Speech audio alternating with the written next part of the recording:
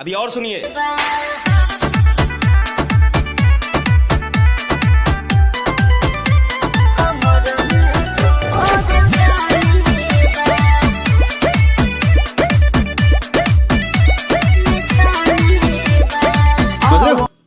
समझ रहे हो रानी से जरिया हो साटी के सूता बजरिया। एहे रहा नहीं जाता, तड़प ही ऐसी है ना। हम सब बुझा दिन राहुल मुखिया दे आवल हो अरे आव हो रानी से जरिया हो साटी के सूता बजरिया हो। छुए नहीं दे जरी से लागे भइल हानि बा।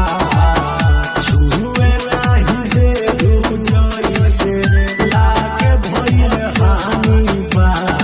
ऐसे काहे करे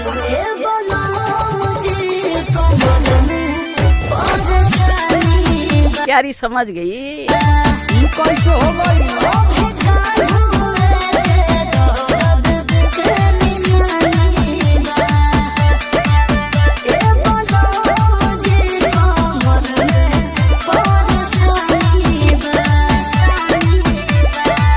ये फंस गया सीएम।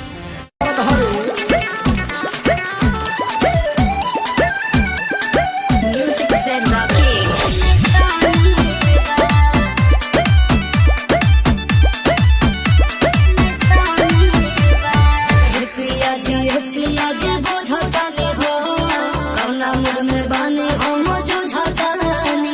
अच्छा हमको सिखा रिया है।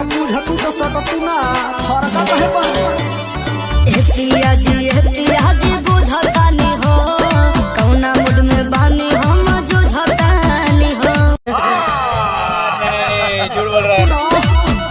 आज बुझ मजबूरिया हमारी धनिया काहे खातिर मिलल बाजवनिया।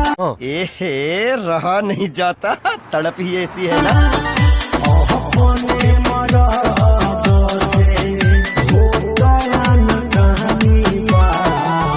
अपने मरद से हो गया न कहानी बा। उठा ले रे देवा। ए बोलो मुझे कमर में परेशानी बा। काहे ओ भिखार हो मेरे दोहराद के निशानी बा। हम मालूम है तेरे बाप को मत सिखा। ए